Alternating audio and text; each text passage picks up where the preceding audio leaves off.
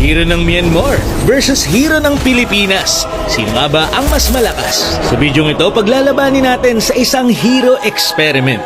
Si Mincetar at si Lapu-Lapu. Ang gagamit ng Lapu-Lapu ay si Trippings, dating top global.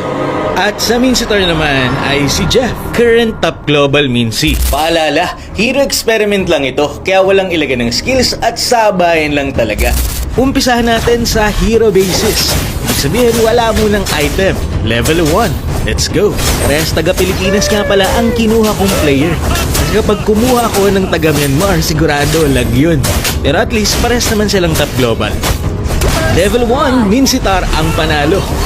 Dito naman tayo sa level 4.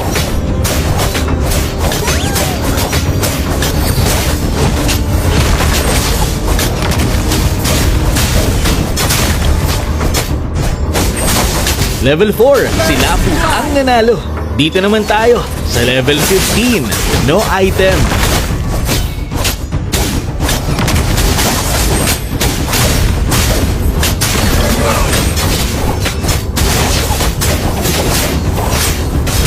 Level 15, ang nanalo ay si Lapu. Dito naman tayo sa may item na. Umpisa natin sa defense item lang lahat ang gagamitin.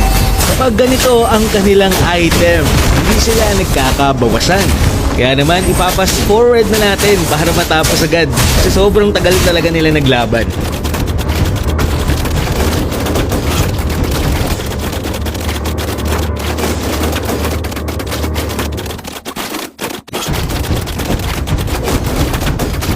Pero yun nga, kapag parehas naka-defense item, ang mananalo ay si Lapu-Lapu.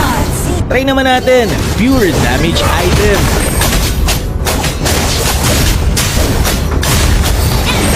Ang nanalo ay si Lapu-Lapu. Eto na, nandito na tayo sa any item. Depende na sa kanila kung ano ang gusto nilang i-build at nagkapalaga na nga po dito.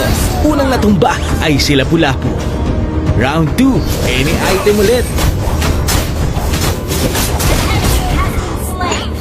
Ang nanalo ay si Mincetar na naman. At para sa huling bakbakan, dito pwede na silang dumiskarte. Depende na sa kanila kung paano nila tatalunin ang kalaban. Hindi na ito sabayan. Pwede na silang umilad o gumamit ng spell. Ang nanalo ay si Lapu. Round number 2. Diskartihan ulit to guys.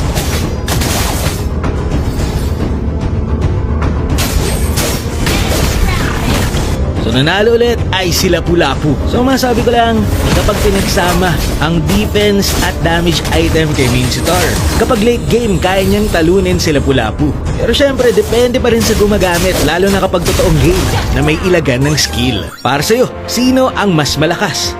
Yun lang for this video. Maraming salamat sa panonood and to God be the glory.